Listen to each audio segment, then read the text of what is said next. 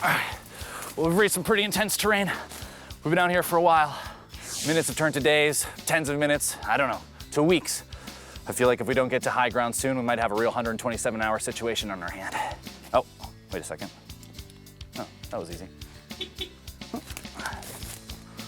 All right, so maybe that style of camping isn't gonna go over for everyone, especially if you have little ones at home. But don't worry, we're gonna talk about how to make camping preparations that'll make everyone happy. We're here with Mark Zakutansky from the Appalachian Mountain Club. Mark, nice to meet you. Nice to meet you. We're deep in the woods right now. We got trees, we got the lake. You wanna tell us a little bit about where we are exactly? We're here at the Appalachian Mountain Club's Mohican Outdoor Center in the Delaware Water Gap National Recreation Area. This is a great camp located right on the Appalachian Trail. We have a lot of thru hikers who come and stay at our facility. We have cabins, campgrounds, beautiful sites just like this one overlooking the lake. Okay, cool. So I've got there with my family, maybe we got a couple kids. There's obviously a lot of gear.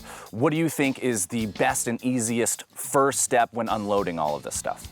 I like setting up the tent first, especially in the daylight. You want to set up your tent in a location that's already been impacted as part of the campsite. You don't want to trample any new vegetation or expand the footprint of the camping area. So find a nice piece of level ground, maybe something without any rocks. And I recommend finding a spot that maybe has some grass so you can stake the tent down effectively. I like to have everybody involved in setting up the tent. This is a great way to get your kids helping out, keep them engaged, keep them from running off, and have them help you set up the tent together. Let's talk maybe about the inside of the tent. I know that we lay on some ground that might be a little hard or have some rocks on it. What are some options for sleeping? When you set up your tent, before you put your sleeping bag in it, you want to lay something down that's padded and insulating. Anything that's going to keep you elevated off the ground. You don't want to be sleeping directly on the ground. The ground stays cold every night of the year, even during the summer. How do we keep the tent itself illuminated? I recommend a lantern inside of the tent, a battery-powered lantern, not a gas lantern. Keep it hanging in the tent. Make sure everybody in your family knows how to use the lantern. Also, make sure that everybody has a flashlight or headlamp available, one per person. Talk about maybe the preparations for starting dinner at a campsite. When you're getting ready for a camping trip, you want to make sure that you're planning to bring food that's nutritious but easy to prepare. And I say that because you don't have all the creature comforts at home when you're out in the woods. A propane stove, in my opinion, is the easiest method to cook your food. Most propane stoves have 2 burners. They come with disposable propane tanks. Definitely make sure you bring enough propane tanks to cook all the meals. If you have hot dogs or something that's a little bit easier to cook over the fire, it's a great experience to bring some sticks and to barbecue some hot dogs right over the fire directly. While you're cooking, keep everything together. You don't want food scraps falling on the ground that might attract wildlife, and you certainly don't want to leave any litter behind.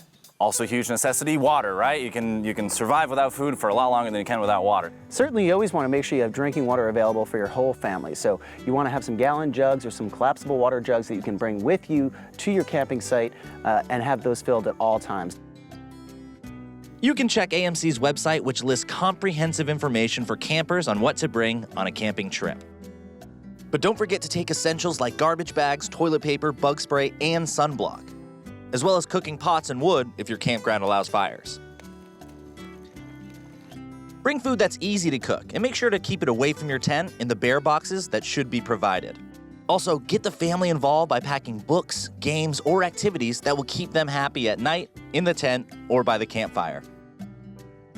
Anything else that you suggest that would be a good idea to have with you throughout the day at camp, or maybe even on a day hike?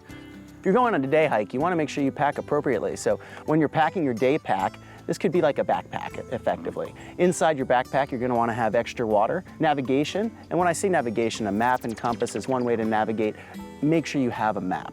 It could be a GPS, but make sure that that map is going to work even if you don't have cell phone service. Wear clothing that is light and comfortable. You want great footwear, so whether it's boots or sneakers that have some great support. Bring some extra snacks, and you should be all set for a great day out on the trails. Touch on the experience that you have outdoors in nature and why that's so important.